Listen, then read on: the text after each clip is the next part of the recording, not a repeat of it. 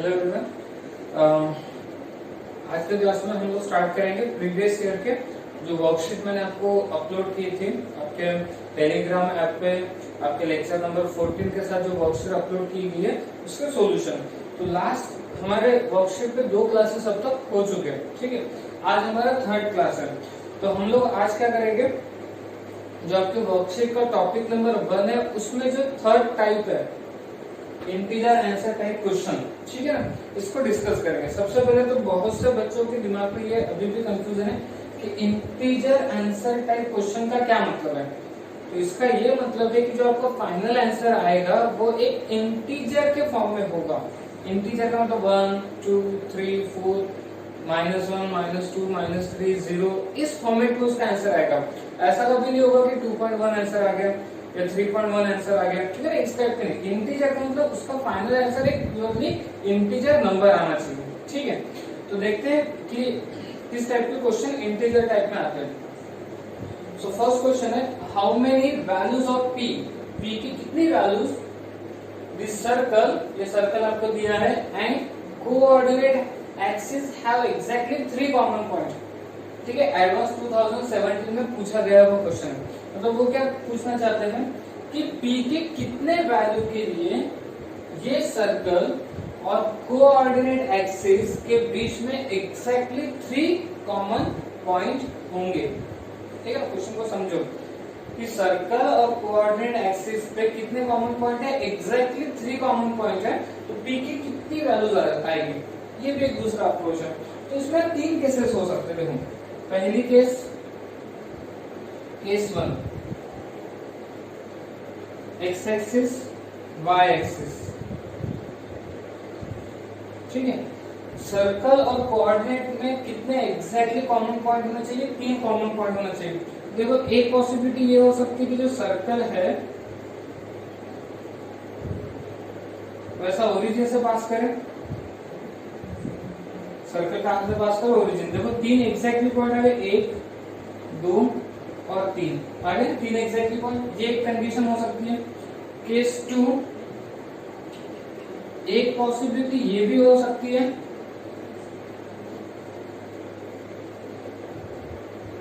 यहाँ पे देखो 3 पॉइंट, ये 1 पॉइंट 2 और 3, ठीक, ये एक कंडीशन हो सकती है। एक केस ये भी हो सकती है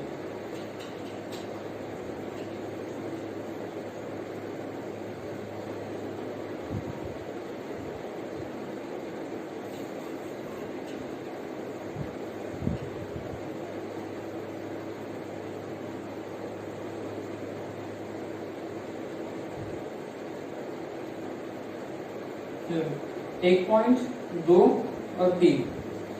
तो ठीक है, क्वेश्चन का बेस यही है कि सर्कल और कोऑर्डिनेट एक्सिस पे कितने कॉमन पॉइंट है, 3 कॉमन पॉइंट है। सर्कल और कोऑर्डिनेट एक्सिस में 3 कॉमन पॉइंट है। तो पी की कितनी वैल्यूज होगी ये पूछा गया, एग्जैक्टली 3, ठीक है। केस 1 में देखो ये जो सर्कल है ये कहां से पास हो रहा है, ओरिजिन से पास हो रहा है, ठीक है। ये सर्कल ओरिजिन की इक्वेशन को सेटिस्फाइड करेगा, ठीक है ना। ये जो सर्कल है ये कहां से पास हो रहा है, ओरिजिन से। तो ओरिजिन मतलब 0,0 0,0 सर्कल के इक्वेशन को सेटिस्फाइड करेंगे। तो जब आप इसमें रखोगे x के जगह 0 y की जगह 0 तो p की वैल्यू कितनी आएगी, 0 आ जाएगी। p की वैल्यू कितनी आएगी, 0। तो ये एक पॉसिबिलिटी होगी। अब यहाँ पे देखो, यहाँ पे जो सर्कल है वो x एक्सिस को क्या कर रहा है, टच कर रहा है। x एक्सिस को टच कर रहा है, y एक्सिस को क्या कर रहा है, कट कर रहा है। x एक्सिस को टच कर रहा है, y एक्सिस को कट कर रहा है, मतलब यहाँ पे x इंटरसेप्ट कितना है, 0। अगर x इंटरसेप्ट 0 है तो g स्क्वायर की वैल्यू कितनी होगी, c होगी। g स्क्वायर की वैल्यू c हो जाएगी, ठीक है। एंड y इंटरसेप्ट कट हो रहा है, इसका मतलब f स्क्वायर माइनस c की वैल्यू ग्रेटर देन 0 आएगी।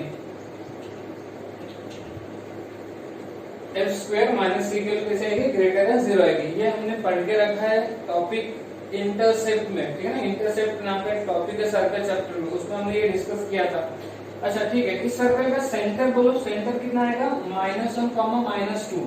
तो अगर मैं रखूं g और ये हो गया सेंटर, तो g कितना है, -1, तो -1 का स्क्वायर 1 और p कितना है, सॉरी c कितना है, -p। देखो c कितना है, -p है, और सेंटर कितना है -1 -2। तो यहाँ अगर मैं -1 रखूं और c की जगह -p रखूं तो -1 का स्क्वायर 1, तो p की वैल्यू कितनी आ गई -1 आ गई, p की वैल्यू -1 आ गई। And f square minus c, f square, f मतलब -2 का स्क्वायर 4 माइनस c यानी कितना है, c यानी कितना है -2, तो प्लस p हो जाएगा ग्रेटर देन 0, तो p की वैल्यू कितनी आएगी ग्रेटर देन -4। ठीक है, क्या ये केस पॉसिबल है? ये क्या कहना चाहता है कि p की वैल्यू -1 आएगी और ये कहना चाहता है कि p की वैल्यू -4 से ग्रेटर आएगी। p की वैल्यू 1 आएगी, p की वैल्यू -4 से ग्रेटर आएगी, तो क्या ये चीजें पॉसिबल है क्या? देखो यहाँ नंबर लाइन पे यहाँ पे तो -4 और यहाँ पे तो -1, ये कह रहा है कि p की वैल्यू -1 और ये कह रहा है कि -4 से ग्रेटर यानी कि -1, तो ये पॉसिबल है। ठीक है ना, पॉसिबल है ना, पॉसिबल है। ठीक है, इस पे आते हैं। यहाँ पे y इंटरसेप्ट 0 है क्योंकि y एक्सिस को टच करा, तो y इंटरसेप्ट 0 मतलब f² c होगा। एंड x इंटरसेप्ट कट हो रहा है यानी कि g² - c के लिए ग्रेटर देन 0 आएगी। f कितना है -2 का स्क्वायर, -2 का स्क्वायर 4 और c कितना है -p यानी कि p कितना हो जाएगा -4 हो जाएगा, p -4 हो गया। एंड g कितना है, g है -1 का स्क्वायर 1 एंड c कितना है -p, तो प्लस p हो जाएगा ग्रेटर देन 0 यानी p की वैल्यू कितनी आएगी ग्रेटर देन -1। ठीक है, अब क्या ये दोनों पॉसिबल है क्या वो देखो। ये कह रहा है कि p की वैल्यू यहाँ पे नंबर लाइन है -4 और यहाँ पर है कि जो भी -1। ठीक है ना, क्या ये दोनों चीजें पॉसिबल है क्या? ये कह रहा है कि p की वैल्यू -4 होगी और ये कह रहा है कि -1 से ग्रेटर होगी, तो क्या ये पॉसिबल है क्या? दोनों एक साथ पॉसिबल है क्या? नहीं, तो ये कंडीशन पॉसिबल नहीं है, नॉट पॉसिबल, नॉट पॉसिबल। तो पॉसिबल क्या है? p की वैल्यू 0 हो सकती है और पॉसिबल क्या है? p की वैल्यू -1 हो सकती है। तो p की कितनी वैल्यू होगी, कितनी वैल्यू होगी? 2 वैल्यूज हो जाएगी, 2 वैल्यूज। इसका आंसर क्या आएगा? 2 आएगा। आंसर क्या आएगा? 2। तो देखो इंटीजर टाइप में आ गया आपका आंसर। ठीक है, ये समझा क्या सभी को? एक बार देख लेना अच्छे से। ओके, ठीक है। अब आते हैं सेकंड क्वेश्चन पे। अच्छा, सेकंड क्वेश्चन को सॉल्व करने से पहले कुछ थ्योरी पार्ट है जो एक बार मैं आपको रिकॉल करा दूं। अगर आपका वो थ्योरी पार्ट एक बार क्लियर हो गया तो फिर आप क्वेश्चन को इजीली सॉल्व कर सकते हैं। उसमें पहला टॉपिक था position of point with respect to circle. ये पहला टॉपिक है, किसी भी पॉइंट का पोजीशन। जैसे मान लो ये सर्कल दिया है तो पॉइंट 3 तरीके से हो सकते हैं, एक आउटसाइड, एक ऑन दी और एक इनसाइड। तो आपको क्या करना है, सीधा सीधा एस में रखना है उस पॉइंट को। अगर एस के वैल्यू ग्रेटर देन 0 आ गई मतलब पॉइंट आउटसाइड होगा, अगर एस के वैल्यू इक्वल्स टू 0 आ गई मतलब पॉइंट ऑन दी सर्कल होगा, अगर एस के वैल्यू लेस देन 0 आ गई मतलब पॉइंट इनसाइड द सर्कल होगा। ठीक है ना, एस मतलब क्या? सर्कल। ये एक टॉपिक आपको पता होना चाहिए आपको। और एक दूसरा टॉपिक है पोजीशन ऑफ पॉइंट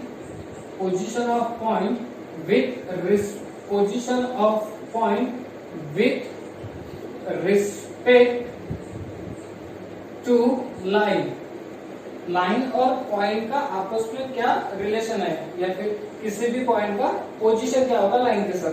तो आप लोग ध्यान से देखो, जैसे मान लो एक लाइन है, ये लाइन है, लाइन एल। ठीक है, अब एक पॉइंट इस साइड में है। ठीक है, अगर मान लो अगर ये पॉइंट, जैसे मान लो कोई भी पॉइंट होगा, पॉइंट P x1 y1 और ये लाइन का इक्वेशन है ax plus by plus c is equal to 0। अब देखो होगा क्या कि इस लाइन के ऊपर आने वाले हर एक पॉइंट, इस लाइन के ऊपर आने वाला हर एक पॉइंट इस लाइन के इक्वेशन को क्या करेगा? सेटिस्फाइड करेगा।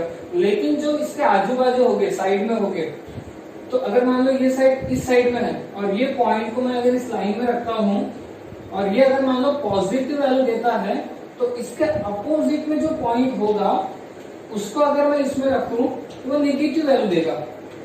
वो क्या देगा? नेगेटिव वैल्यू देगा। मतलब लाइन के एक साइड अगर पॉजिटिव वैल्यूज मिलती है तो लाइन के दूसरे साइड में जो पॉइंट है वो कौन सा वैल्यू देगा? नेगेटिव वैल्यू देगा। ठीक है, मतलब बात को समझो कि इस पॉइंट के कोऑर्डिनेट में अगर लाइन की इक्वेशन में रखूं तो जीरो तो पक्के से नहीं देगा, जीरो तो पक्के से नहीं देगा, क्योंकि जीरो कौन देगा, जो इस लाइन के ऊपर होगा, या तो जीरो से ग्रेटर देगा या तो जीरो से लेस देगा। अगर मान लो उसने जीरो से ग्रेटर दिया, इस वाले साइड में जीरो से ग्रेटर दिया, तो ये वाली साइड का जो पॉइंट होगा वो क्या देगा, नेगेटिव देगा। ठीक है, अगर मान लो इसने नेगेटिव दिया तो इधर वाला क्या देगा, पॉजिटिव देगा। ठीक है, समझ में आ रहा है, मतलब लाइन के एक साइड अगर पॉजिटिव है तो दूसरे साइड में हमेशा क्या देगा, नेगेटिव होगा। इसका मतलब इधर आने वाला हर एक पॉइंट हमेशा क्या देगा, पॉजिटिव देगा, और इधर आने वाला हर एक पॉइंट हमेशा क्या देगा, नेगेटिव देगा, जब हम उसको लाइन के इक्वेशन में रखेंगे। ठीक है, एक बेसिक कंसेप्ट आपको पता होना चाहिए। अगर ये दो कंसेप्ट आपको पता है तो अब आप इस क्वेश्चन को इजीली सॉल्व कर सकते हो। ठीक है, चलो देखते हैं। सबसे पहले तो एक सर्कल बनाएंगे, एक सर्कल जिसकी रेडियस कितनी आएगी, √6। मान लो एक सर्कल है जिसकी रेडियस कितनी आ गई, √6 आ गई, और ये लाइन है 2x - 3y - 1 = 0। ये लाइन बनाते हैं, पहले x की वैल्यू अगर 0 रखूं तो y की वैल्यू कितनी आएगी, y की वैल्यू आ जाएगी -1/3, और अगर मैं y की वैल्यू 0 रखूं तो y की वैल्यू अगर 0 रखूं तो x की वैल्यू कितनी आएगी, 1/2। तो 0, 1/3 यहाँ पे भी होगा, 0, -1/3 और 1/2, 0 यहाँ पे भी होगा। मतलब वो जो लाइन होगी कुछ इस तरीके से रहेगी। ठीक है ना, ये होगी आपकी लाइन। ठीक है, ये आ गई आपकी लाइन। अब स्मॉलर रीजन कौन सा है, ये आपका स्मॉलर रीजन है, ये आपका स्मॉलर रीजन है। तो हमें ये पता करना है कि इनमें से ये चार पॉइंट है, इन चार में से कितने पॉइंट इस स्मॉलर रीजन के अंदर में है। ठीक है ना, ये पता करना है, इनमें से कितने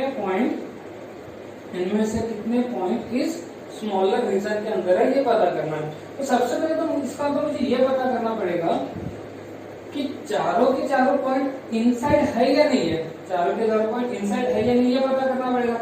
मतलब एस की वैल्यू क्या आनी चाहिए, 0 आनी चाहिए। एस की वैल्यू 0 आने का मतलब x² + y² - 6, इसकी वैल्यू कैसे आनी चाहिए, 0 आनी चाहिए हर एक पॉइंट को लेकर। मतलब मैं चारों पॉइंट जब इसमें रखूंगा तो चारों के चारों पॉइंट कैसे आने चाहिए, 0 से कम आने चाहिए। अगर मान लो एक आधी पॉइंट में 0 से बड़ी वैल्यू दे दिया, इसका वो पॉइंट कहाँ होगा, आउटसाइड द सर्कल होगा। ठीक है, ओके। उसके बाद अब ये जो चारों पॉइंट है ये लाइन के इस साइड है कि लाइन के इस साइड, ये कैसे पता करेंगे। तो ये कौन सा पॉइंट है, ओरिजिन पॉइंट है। ये कौन सा पॉइंट है, ओरिजिन।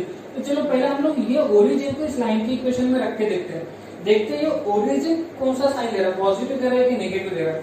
ओरिजिन को अगर मैं इसमें रखूं लाइन की इक्वेशन में, 0 और 0, तो ये 0 हो जाएगा, यानी -1 देगा। लाइन की इक्वेशन क्या है, 2x - 3y - 1 है। अगर मैं ओरिजिन रखूं 0, कितना आएगा, -1 आएगा। मतलब ये पॉइंट कौन से दे रहा है, नेगेटिव, यानी लाइन के इस साइड में जितने भी पॉइंट्स होंगे सारे के सारे क्या देंगे, नेगेटिव देंगे। तो इसका मतलब लाइन के इस साइड में जितने भी पॉइंट होंगे वो सब क्या देंगे, ग्रेटर देन 0 दे देंगे। एल की वैल्यू 0 से कैसे आनी चाहिए, बड़ी आनी चाहिए। एल मतलब कौन, 2x - 3y - 1, इसकी वैल्यू कैसे आनी चाहिए, ग्रेटर देन 0 आनी चाहिए। पर जो भी पॉइंट इन दो कंडीशन को सेटिस्फाई करेगा वो पॉइंट इनसाइड होगा और ये स्मॉलर रीजन के अंदर होगा। ठीक है ना, ओके।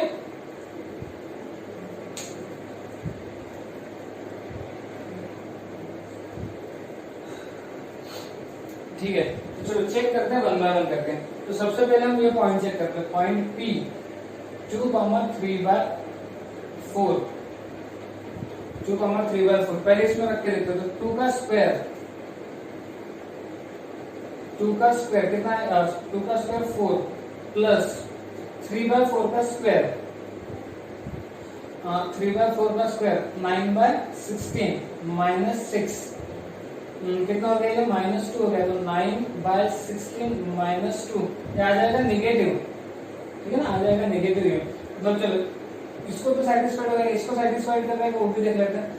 2 x के वैल्यू कितने, 2 -3 y के वैल्यू कितने, 3/4 -1, ग्रेटर देन 0 आता है कि नहीं वो देखते हैं। 4 माइनस 9/4 माइनस 1, ये कितना हो गया 3 माइनस 9/4 हो गया 12, नहीं आ गया ग्रेटर देन 0, यानी ये पॉजिटिव, यानी पहला पॉइंट सेटिस्फाइड कर रहा है। पहला पॉइंट सर्कल में रखने के बाद 0 से कम आ रहा है, लाइन में रखने के बाद 0 से ग्रेटर आ रहा है, यानी ये जो पॉइंट है फर्स्ट पॉइंट ये इस स्मॉलर रीजन में है, ठीक है, ये शेडेड रीजन में है ये, ओके।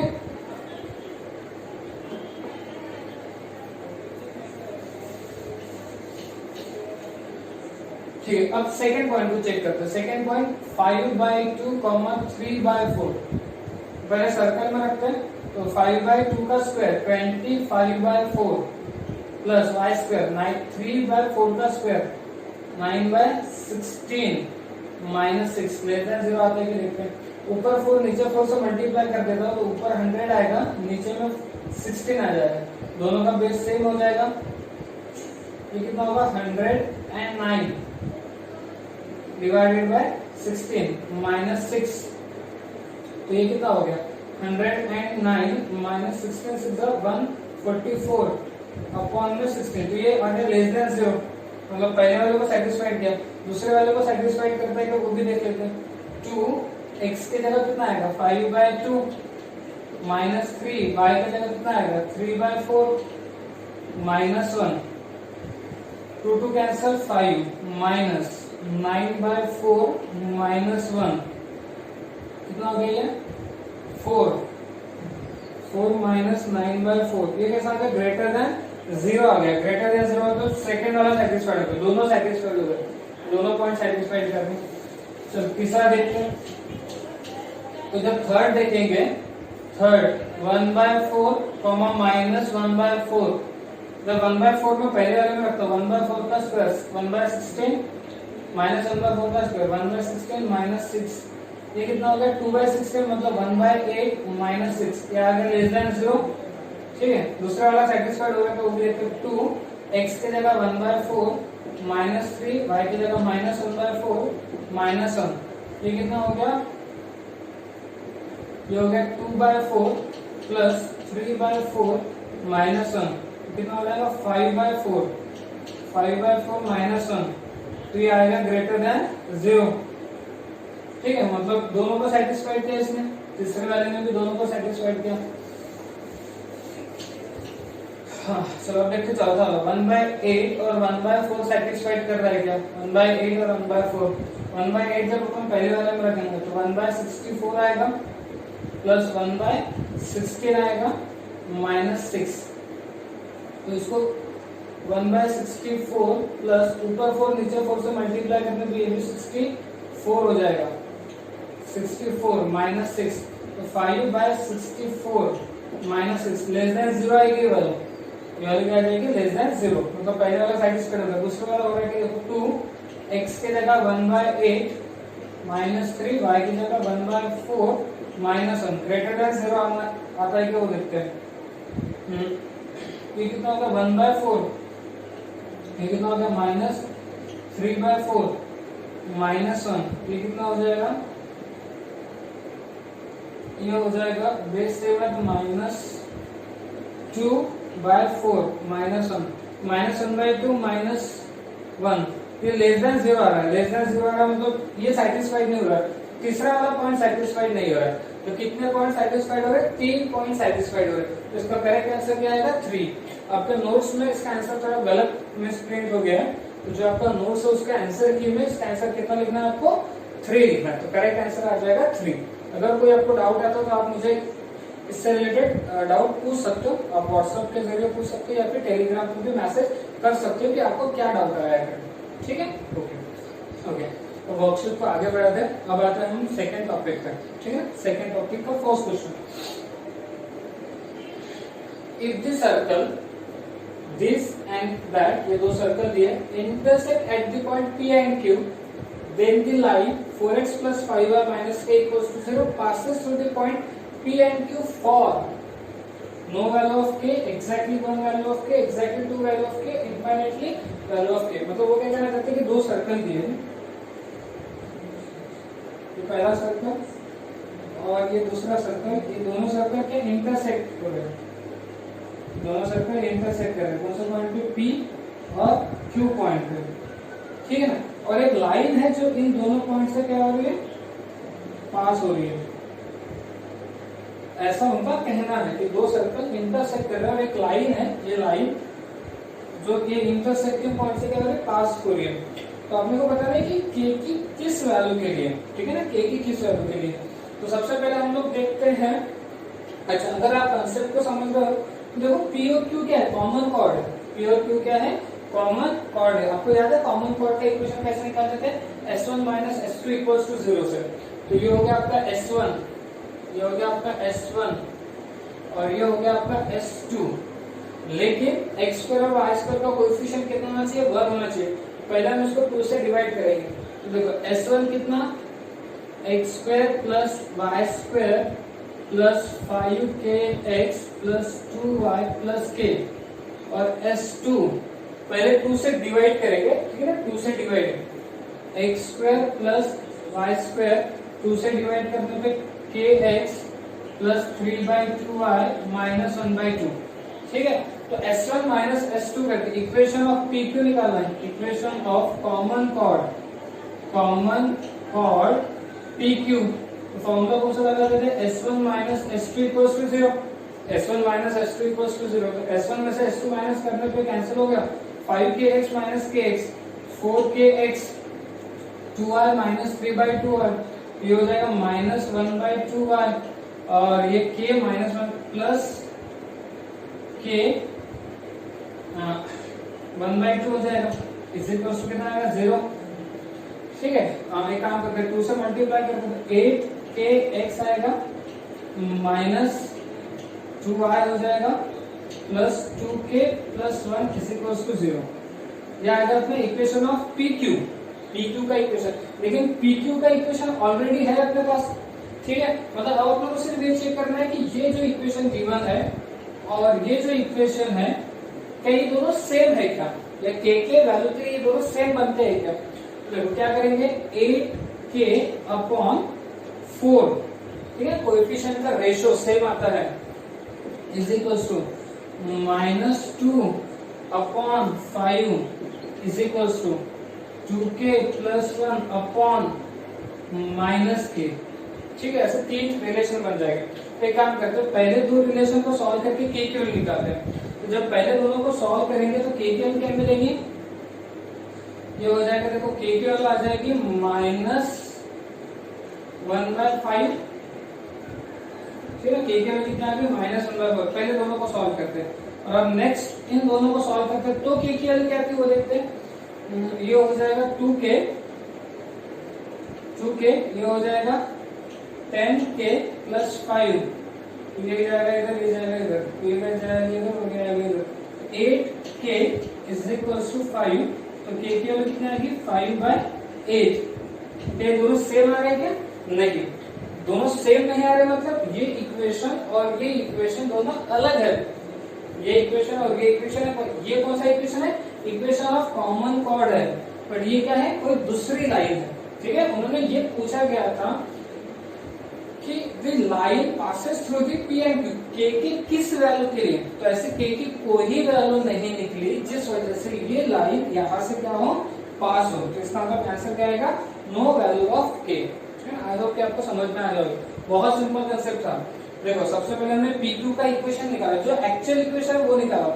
फिर हमें क्या बोला गया कि ये जो इक्वेशन है ये के की किस वैल्यू के लिए इस लाइन से क्या हो रहा होगा, पास हो रहा होगा। अगर मान लो ये इस लाइन से पास होते तो ये इक्वेशन और ये इक्वेशन दोनों सेम होते हैं। अगर ये दोनों सेम होते तो पहले दोनों को सॉल्व करके जो के की वैल्यू आई है वही अगले दोनों को सॉल्व करके भी के की वैल्यू आने चाहिए थे, ठीक है। बट ये दोनों इक्वल नहीं आए का मतलब ये और ये इक्वल नहीं है, मतलब के की किसी वैल्यू के लिए ये लाइन यहाँ से पास नहीं होगी। तो करेक्ट आंसर आएगा नो वैल्यू ऑफ के, ठीक है। तो इसका फर्स्ट आंसर आएगा आपका, ओके, ठीक है। अब आते हैं सेकंड क्वेश्चन पे। If a tangent to this circle, एक सर्कल दिया x square plus y square equals to 1, standard circle है, intersect coordinate axis at distinct point P and Q, then the locus of mid point P and, मतलब वो क्या कहना चाहते हैं कि एक स्टैंडर्ड सर्कल है जिसका सेंटर कहाँ पर है, ओरिजिन पे है। जैसे मान लो ये सर्कल, इसका सेंटर है ओरिजिन पे, और यहाँ से क्या बनेगी, टेंजेंट। ये टेंजेंट कोऑर्डिनेट एक्सिस को इंटरसेक्ट कर रही है कौन से पॉइंट पे, P और Q पॉइंट पे। ठीक है, तो इस PQ का जो मिड पॉइंट होगा, लेट से R क्या है, इसका मिड पॉइंट है, तो इसके कोऑर्डिनेट अपने को बताना है, सॉरी इसका लोकस बताना है, locus of mid point of PQ। तो चलो R क्या है, मिड पॉइंट है, तो उसके कोऑर्डिनेट हम मान लेते हैं कि H, K है। क्या है, H, K है। तो H, K अगर है तो Q के कोऑर्डिनेट क्या आएंगे। तो पहले इक्वेशन ऑफ टेंजेंट बनाते हैं। Equation of tangent, equation of tangent,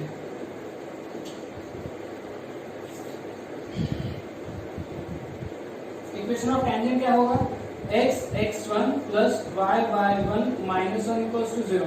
ये हो जाएगा आपका इक्वेशन ऑफ टेंजेंट। तो अगर मैं आपको ये पूछूं कि q के कोऑर्डिनेट क्या होंगे, q के कोऑर्डिनेट, तो q का y कोऑर्डिनेट तो 0 होगा ना, q का y कोऑर्डिनेट 0 होगा, क्यों, क्योंकि x एक्सिस पे। तो अगर मैं y कोऑर्डिनेट 0 इसमें पुट अप करूं तो x कोऑर्डिनेट कितना आएगा, 1/x1 आ जाएगा। और वैसे p के कोऑर्डिनेट क्या आएंगे, तो p का x कोऑर्डिनेट 0 आएगा, ये 0 हो जाएगा, तो y कोऑर्डिनेट 1/y1 हो जाएगा, 1/y1। ठीक है। अच्छा, r के पैरामीट्रिक कोऑर्डिनेट बता सकते हो क्या, r के अच्छा ये रेडियस हो जाएगी, रेडियस कितनी होगी, 1। अच्छा, पैरामीट्रिक कोऑर्डिनेट क्या होता है, r cos theta r sin theta, तो r कितना है आपका 1, तो ये क्या हो जाएगा, cos थीटा और sin थीटा हो जाएगा, cos थीटा और sin थीटा हो जाएगा। ठीक है, तो अगर ये cos थीटा और sin थीटा है, तो q के कोऑर्डिनेट क्या होंगे,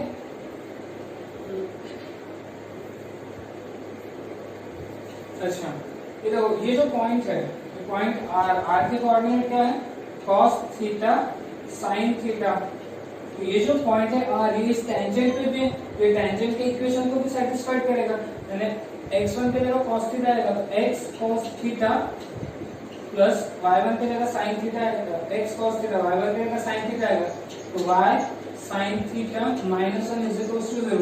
ये भी का इक्वेशन ऑफ टेंजेंट ही है बट पैरामीट्रिक फॉर्म में, ये इक्वेशन ऑफ टेंजेंट है बट पॉइंट फॉर्म में। ठीक है, तो अगर मैं पूछता हूँ कि q के कोऑर्डिनेट क्या होंगे, तो q का y कोऑर्डिनेट तो 0 होगा, तो अगर q का y कोऑर्डिनेट 0 होगा तो x कोऑर्डिनेट कितना आएगा, 1/cos थीटा, मतलब sec थीटा हो जाएगा। ठीक है, और वैसे ही p का, तो p का x कोऑर्डिनेट 0 होगा, तो ये 0 हो जाएगा, तो 1/sin थीटा। ठीक है, ये आगे p और q के कोऑर्डिनेट। अच्छा, r क्या है, मिड पॉइंट है, तो r के कोऑर्डिनेट क्या आएंगे, r के coordinate x1 plus x2 by 2 और y1 प्लस y2 बाई 2, ये कोसेक्टेड हो जाएगा ना। q के कोऑर्डिनेट, y कोऑर्डिनेट है इसका 0, तो y कोऑर्डिनेट 0, तो x कोऑर्डिनेट आ जाएगा। ठीक है, और p के कोऑर्डिनेट, x कोऑर्डिनेट है 0, तो y कोऑर्डिनेट 1/sin थीटा, मतलब कोसेक थीटा। तो r मिड पॉइंट है इन दोनों का, तो x1 plus x2 by 2, y1 plus y2 by 2। ठीक है, लेकिन ये किसके बराबर में है, r के कोऑर्डिनेट क्या, h, k है, h, k है, इसका मतलब ये इसके बराबर में होगा, तो 2h की वैल्यू किसके बराबर में आएगी, सेक थीटा के बराबर में आएगी। ये इसके बराबर में होगा, तो 2k की वैल्यू किसके बराबर में आएगी, कोसेक थीटा के बराबर में आएगी। तो इसका मतलब 1/2h कितना हो जाएगा, cos थीटा हो जाएगा, और 1/2k कितना होगा, sin थीटा हो जाएगा। तो sin square theta plus cos square theta 1 होता है, sin स्क्वायर थीटा मतलब 1/2k का square, 4k square, plus cos square theta मतलब ये 1/4h square is equal to 1। इससे जब आप इसको सॉल्व करोगे तो ये क्या देगा आपको, ये देगा 4h square plus 4k square is equal to 16h square k square. ये फाइनली कितना हो जाएगा, 4h स्क्वायर, 4 डिवाइड हो जाएगा, तो h square plus k square is equal to 4h square k square. और लास्ट में हम लोग क्या करते हैं, h और k की जगह x और y रखते हैं, तो x square plus y square is equal to 4h square y square. तो ये हो जाएगा लोकस, इसका r पॉइंट का लोकस। चेक करो किसके बराबर में, x square plus y square, वो जब इधर आएगा तो -4x स्क्वायर y स्क्वायर, तो सी ऑप्शन के बराबर में आ जाएगा। ठीक है, ओके। अब बात है क्वेश्चन नंबर 3 पे। 12th एंड 2019 में आया हुआ है जेईई मेन। क्या बोला? If a variable line 3x plus 4y minus lambda is such that two circles this and that are on its opposite sides, then the set of value of lambda is, मतलब क्या बोला जाता है कि एक variable line है, जैसे एक लाइन हो गई, ये लाइन है 3x plus 4y minus lambda is equals to 0। और दो सर्कल जो इसके अपोजिट साइड पे, अपोजिट साइड का मतलब एक सर्कल इस साइड है और एक सर्कल इस साइड है, ठीक है, अपोजिट साइड पे एक दूसरे के। तो इस पहले वाले सर्कल का सेंटर कितना आएगा? पहले वाले सर्कल का सेंटर 1,1 आ जाएगा, और इसकी रेडियस 1 का स्क्वायर 1 का स्क्वायर 1 प्लस 1 2 2 माइनस 1 आ जाएगी। अच्छा, दूसरे वाले सर्कल का सेंटर कितना आएगा? दूसरे वाले सर्कल का सेंटर 9, 1 और इसकी रेडियस कितनी आएगी? 9 का स्क्वायर 81 प्लस 1 82 माइनस 78 4 का स्क्वायर रूट 2। ठीक है, ये हो गया concept. Are on its opposite side then the set of all values of lambda is, तो अपने को लैम्बडा की वैल्यू बतानी है। अब देखो होगा क्या, कंडीशन क्या है कि जैसे ये सेंटर है और ये सेंटर है, ये दोनों में से एक दूसरे का अपोजिट है। पहले एक बार ठीक से कंडीशन समझ लेते हैं। जैसे मान लो एक लाइन दी है, ठीक है, इसी लाइन को ले लेते हैं, कोई एक आधी लाइन है 3x plus 2y plus 1 equals to 0, ये एक लाइन है और एक पॉइंट है, ये पॉइंट है P 2,3 उधर है ना ऊपर में, और एक पॉइंट है Q 3,4, तो वैसा मान के चलो 3,4 है। अब अगर मान लो इस पॉइंट को इसमें रखने के बाद आंसर क्या आता है? पॉजिटिव। इस पॉइंट को इसमें रखने पर आंसर क्या आता है? पॉजिटिव। तो ये ऑब्वियस है कि इस पॉइंट को इसमें रखने के बाद आंसर क्या आएगा? नेगेटिव आ जाएगा। क्या आंसर आएगा? नेगेटिव। मतलब लाइन के एक साइड अगर कोई पॉइंट पॉजिटिव दे रहा है तो इसका मतलब इधर आने वाला हर एक पॉइंट क्या देगा? पॉजिटिव वैल्यू ही देगा, और इधर आने वाला हर एक पॉइंट क्या देगा? नेगेटिव वैल्यू देगा। अच्छा, जरूरी नहीं कि ये पॉजिटिव दे, हो सकता है ये नेगेटिव दे, तो फिर इधर वाले सारे पॉइंट पॉजिटिव देंगे। कंसेप्ट समझ में आ रहा है ना? मतलब इस पॉइंट को अगर मैं इस लाइन में रखूं तो अगर ये पॉजिटिव देता है तो इस पॉइंट को इसमें रखने के बाद क्या आएगा? नेगेटिव आएगा। मेरा ये क्वेश्चन है कि दोनों का प्रोडक्ट कितना आएगा? दोनों का प्रोडक्ट का मतलब क्या? अगर मान लो एक पॉइंट है x1 y1, इस x1 y1 को इसमें रखने पे इसने वैल्यू क्या दिया? पॉजिटिव दिया। x1 y1 को इसमें रखने पे यानी 3x1 प्लस 2y1 प्लस 1, ये कैसा आ गया? पॉजिटिव आ गया। और एक दूसरा पॉइंट अपोजिट में है x2 y2 को इसमें रखा 3x2 प्लस 2y2 प्लस 1, ये क्या देगा? नेगेटिव देगा। लाइन के ऊपर वाले में पॉजिटिव दिया तो लाइन के नीचे वाले क्या देगा? नेगेटिव देगा। तो जब मैं इन दोनों को मल्टीप्लाई करूंगा तो आंसर कैसा आएगा? ये पॉजिटिव दे रहा है और ये नेगेटिव दे रहा है, तो दोनों का प्रोडक्ट कैसा आएगा? 3x1 plus 2y1 plus 1, 3x2 plus 2y2 plus 1, ये लेस देन 0 आ जाएगा, क्योंकि ये पॉजिटिव दे रहा है और ये नेगेटिव दे रहा है, तो दोनों का प्रोडक्ट कैसा आएगा? नेगेटिव आएगा। ठीक है, इतना क्लियर हो गया? ओके। तो अब देखो ध्यान से, ये जो पॉइंट है C1 पॉइंट, ये लाइन के इस साइड है, और ये C2 जो पॉइंट है वो लाइन के इस साइड है। तो अगर मान लो ये C1 इसमें रखने के बाद अगर पॉजिटिव देता होगा तो ये इसमें रखने के बाद क्या देगा? नेगेटिव देगा। मतलब कि अगर मैं 1 और 1 रखता हूँ, 1 और 1, तो 3 into 1 plus 4 into 1 minus lambda, और फिर इसको रखता हूँ इसमें 3 into 9 plus 4 into 1 minus lambda, तो इन दोनों का प्रोडक्ट कैसा आएगा? लेस देन 0 आ जाएगा। ठीक है ना, समझ में आ गया? 1 रखने पे ये क्या देगा? अगर पॉजिटिव देगा तो 9 रखने पे क्या देगा? नेगेटिव देगा, तो दोनों का प्रोडक्ट कैसा आ जाएगा? नेगेटिव। अच्छा, जरूर नहीं कि पॉजिटिव दे, हो सकता है ये नेगेटिव दे, तो अगर ये नेगेटिव देगा तो फिर ये पॉजिटिव देगा, क्योंकि लाइन है, ये लाइन हो गई आपकी, लाइन के एक साइड पॉइंट पॉजिटिव देगा तो लाइन के दूसरे साइड पॉइंट नेगेटिव देगा, ये 100% है। ठीक है, तो दोनों का प्रोडक्ट कैसा आएगा? नेगेटिव आएगा। तो चलो देखते हैं कितना हो गया? 3 प्लस 4 7 माइनस लैम्बडा और ये कितना हो रहा है, ये 27 प्लस 4 31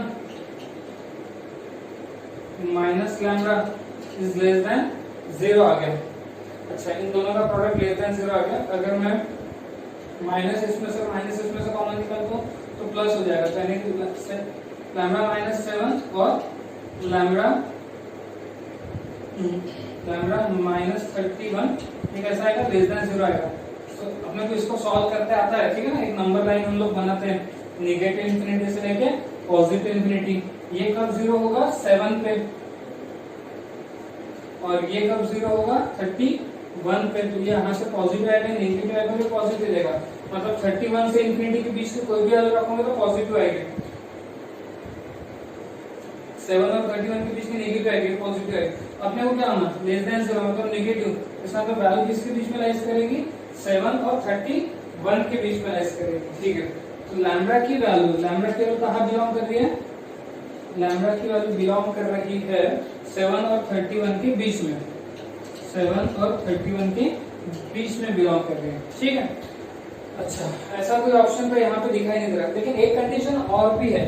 वो कंडीशन क्या है कि इस पॉइंट से इस लाइन का जो परपेंडिकुलर डिस्टेंस होगा वो रेडियस से कैसा आएगा, ज्यादा आएगा। रेडियस से कैसा आएगा, ज्यादा आएगा।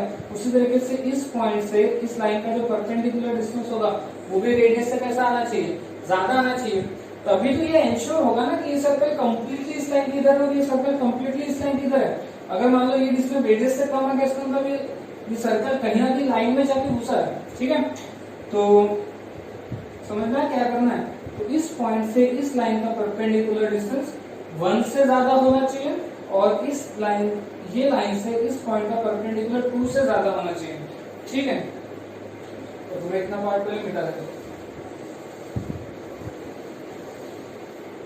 तो ये जो पॉइंट है और ये जो लाइन है, मतलब 3 x के जगह x1 यानी कि 1 प्लस 4 y की जगह 1 minus lambda upon under root में कितना आएगा, 3 का स्क्वायर 9, 4 का स्क्वायर 16 में 5 आ जाएगा। इस पूरे इसकी वैल्यू कैसे होनी चाहिए, 1 से ग्रेटर होनी चाहिए। एंड फिर इसी पॉइंट को इस लाइन में रख के रखेंगे, तो 9 27 कितना आएगा, 9 रखने पे 27, 1 रखने पे 4, 31 माइनस लैम्बडा अपॉन में कितना आएगा, 5 आ जाएगा। और इस पूरे इसकी वैल्यू कैसे होनी चाहिए, इस पूरे इसकी वैल्यू 2 से ग्रेटर होनी चाहिए।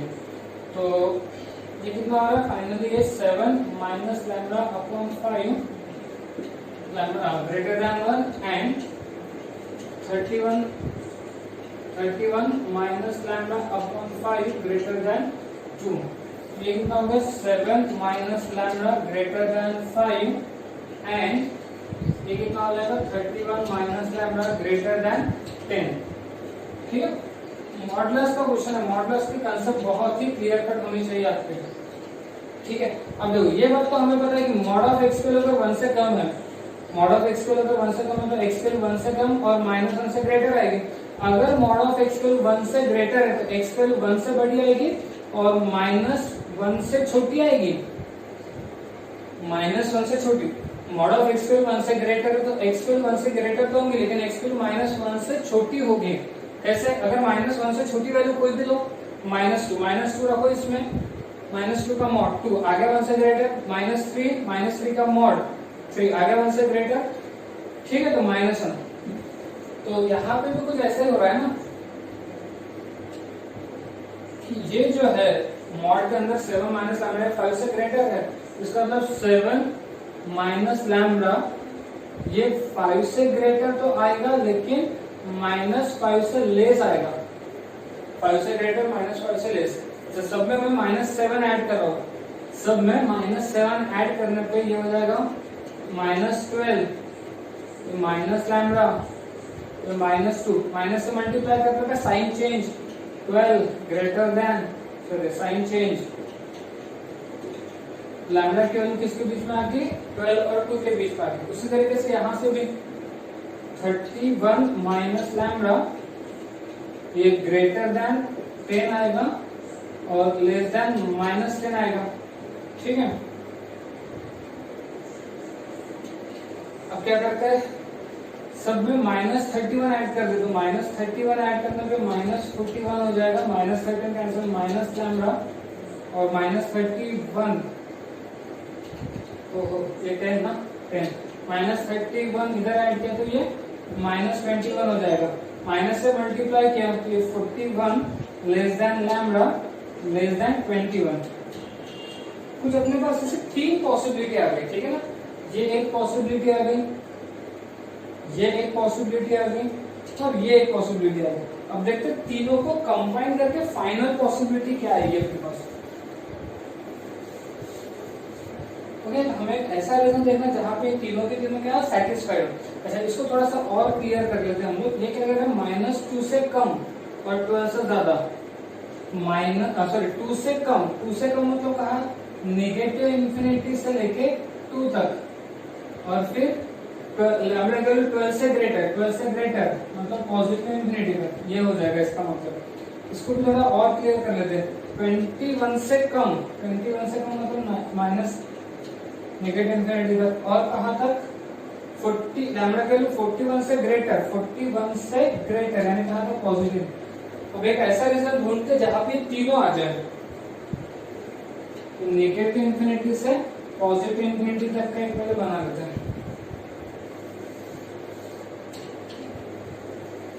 नेगेटिव इंफिनिटी से पॉजिटिव इंफिनिटी। चलो 7 को नोट डाउन कर लेते हैं, 7 और 31 को नोट डाउन कर लेते हैं। उसके बाद किस किस को नोट डाउन करना चाहिए, यहाँ पे 21 चाहिए, ठीक है ना। 21 को नोट डाउन कर लेते हैं, ये 21 आएगा। उसके बाद 41 को नोट डाउन कर लेते हैं, 41 आएगा। उधर से फिर इधर 2 नोट डाउन कर लेते हैं, 2 और 12 नोट डाउन कर लेते हैं, 12, ठीक है। चलो पहले वाले उसके बाद या फिर इसके बाद करते हैं 7 और 31, 7 और 31, 7 से लेके 31, ये एक लाइन बन गई। हाँ, इसको बनाते हैं नेगेटिव इंफिनिटी से 21, नेगेटिव इंफिनिटी से लेके 21 और 41 से लेके पॉजिटिव इंफिनिटी।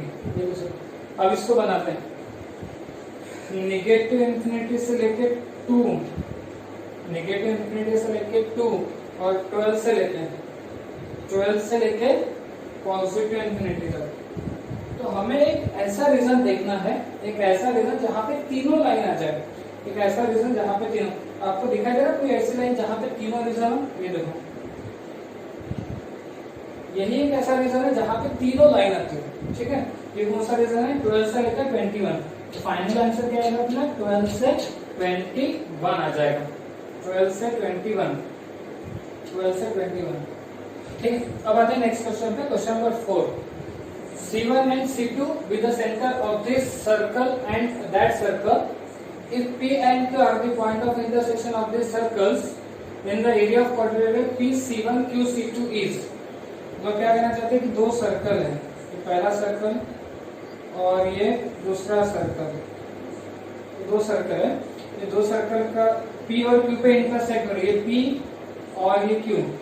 C1 कितना आएगा इसका, 1,1, C1 1,1। अच्छा, रेडियस कितना है, 1 का स्क्वायर 1 प्लस 1 का स्क्वायर 1, 1 प्लस 2, 2 माइनस और -2, तो ये 2 आ गया। अच्छा, C2 कितना आएगा, सेंटर 3,3, ये कितना हो जाएगा, 3 का स्क्वायर और 3 का स्क्वायर 9, 3 का स्क्वायर 9, 9 प्लस 9 18, 18 माइनस 14, 4। अच्छा, ये भी 2 आ जाएगा, ठीक है। अच्छा, ये 2 है तो फिर ये भी 2 हो जाएगा, ये रेडियस भी 2 हो जाएगी, ठीक है। और ये भी रेडियस ही है, ये भी 2 हो जाएगी। मतलब बेसिकली एक क्वाड्रिलेटरल बन गया जिसकी चारों साइड सेम है, ये भी 2 है, ये भी 2, तो चारों साइड सेम, या तो स्क्वायर की होती है या तो फिर रोम्बस की होती है। चलो एक काम करते हैं, चेक कर लेते कि कहीं ये दोनों स्क्वायर ऑर्थोगोनल तो नहीं है। ऑर्थोगोनल का मतलब ये जो यहाँ पे 90 डिग्री तैयार हो रहा होगा, चेक करते हैं। चेक करने की कंडीशन क्या है, 2G1 G2 plus 2F1 F2 किसके बराबर में आना चाहिए, C1 और C2 के बराबर में आना चाहिए।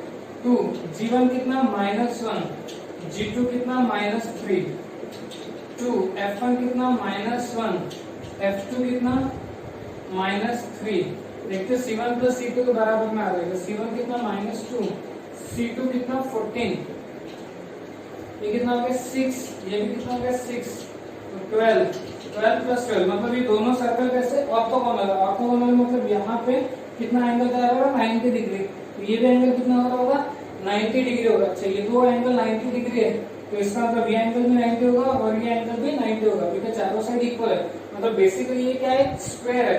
तो ये स्क्वायर का एरिया का फॉर्मूला क्या है, स्क्वायर के एरिया का फॉर्मूला क्या होता है, साइड स्क्वायर। साइड कितनी है 2, तो 2 का स्क्वायर 4, आंसर आना चाहिए 4, बी ऑप्शन। ठीक है, बहुत ही सिंपल क्वेश्चन आया था। ओके ठीक है, तो ये इसी तरीके से आपको वर्कशीट के सारे क्वेश्चन ट्राई करने हैं। अगर आपको किसी वर्कशीट के क्वेश्चन में डाउट आता है तो आप मुझे उसको सेंड करो। ठीक है, ओके, आज यही पे स्टॉप हो जाते हैं, बाकी अगले क्लास में।